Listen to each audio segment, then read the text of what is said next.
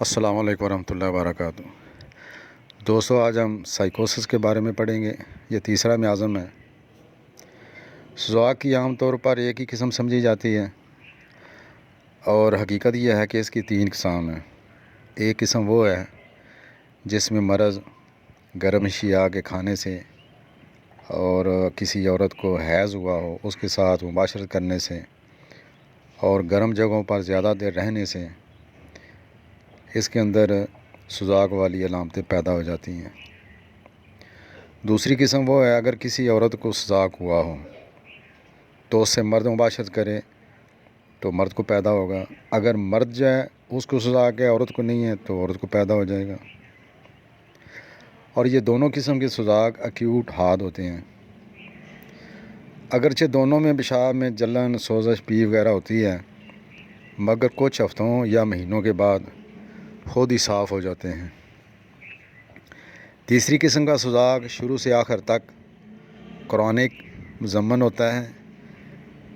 اس قسم کے سزاق کی ابتدا بھی پہلی بیان کی گئی دونوں اقسام کی طرح ہوتی ہیں، یعنی پیشاب میں جلن اور درد اور پیپ، مگر یہ باقاعدہ اگر اس کا علاج نہ کیا جائے تو یہ جان نہیں چھوڑتا۔ یہ تینوں قسم کے سزاق متعدی ہوتے ہیں، یعنی ایک سے دوسرے کو لگ جاتے ہیں۔ پہلی جو 2 قسمیں ہیں، اگر ان کو میڈیسن دے کر دبا دیا جائے تو ان کے اتنے خطرناک نتائج نہیں نکلتے جتنا یہ تیسری قسم کا جو سزاق ہے اس کو دبانے سے ہوتے ہیں، اور اس کے اثرات ماہ بعد نہایت تکلیف دہ اور شدید ہوا کرتے ہیں۔ اسی کا نام سائیکوسس ہے، اور یہ نسل در نسل منتقل ہوتا رہتا ہے۔ حاد اور مزمن دونوں کے 8 سے 12 دن کا یہ ہوتا ہے۔ یہ حاد اور مزمن دونوں کی علامتیں برابر ہوتی ہیں، یعنی 8 دن لگتے ہیں، 8 سے 12 دن لگتے ہیں۔ پہلے وہ جلن ہوتی ہے، پھر آہستہ آہستہ تھوڑا اور درد شروع ہو جاتی ہے، پھر پس آنا شروع ہوتی ہے۔ پس پہلے پتلی ہوتی ہے، پھر آہستہ آہستہ گاڑھی ہو جاتی ہے۔ یہ اس کے درجے ہیں، پہلا، دوسرا، تیسرا درجہ۔ جب بالکل گاڑھی زردی مائل سبز گہرے سبز رنگ کی ہوتی ہے تو وہ اس کو تیسرا درجہ کہتے ہیں۔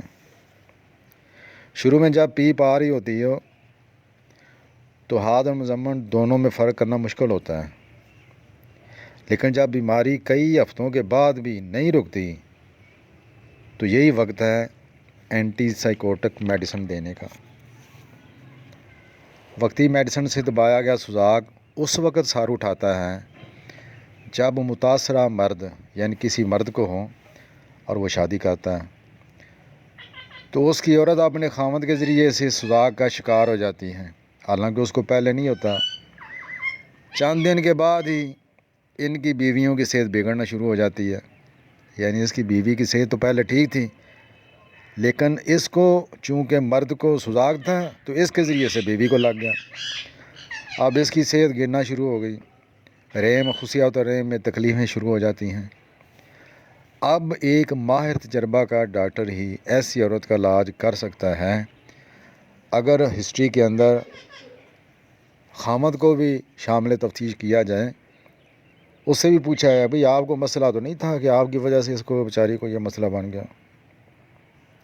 ایسے مریض کی صحت خراب ہونا شروع ہو جاتی ہے اور خون زہریلا ہو جاتا ہے، سرخ اجزاء کم ہو جاتے ہیں، آدمی کا رنگ پیلا بوس پیدا ہو جاتی ہے اور مردوں جیسی اس کی حالت ہو جاتی ہے۔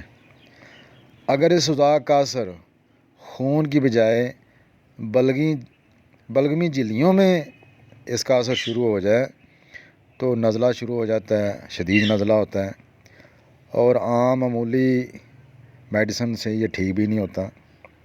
اگر ایسے نزلے کو بغور دیکھا جائے تو کلکیریا کار کے نزلے کی طرح معلوم ہوتا ہے۔ ڈاکٹر کاشی رام لکھتے ہیں، میں نے ایسے مریضوں کو کلکیریا کار کی ایک اونچی ڈوز دی جن کو یہ ایسا نزلہ تھا۔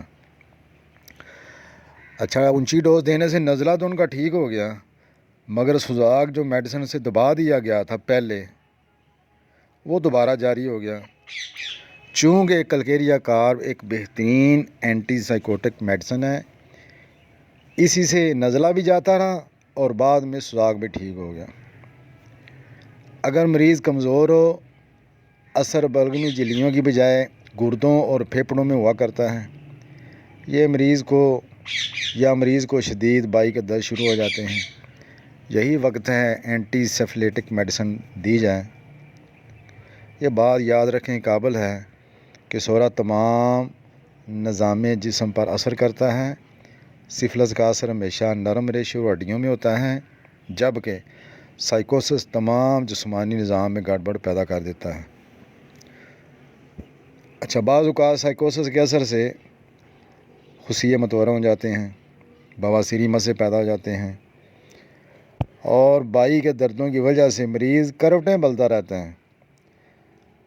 اچھا، ایک چیز نوٹ کرنے والی ہے، ایسے بائی کے درد ان کے اندر ورم نہیں ہوتا، کیونکہ یہ درد اعصابی ہوتے ہیں اور حرکت سے آرام ہوتا ہے۔ ایسے میں رسٹاک دینے سے ناکامی کا سامنا کرنا پڑے گا، کیونکہ رسٹاکس میں سائیکوسس کا کوئی اثر نہیں پایا جاتا۔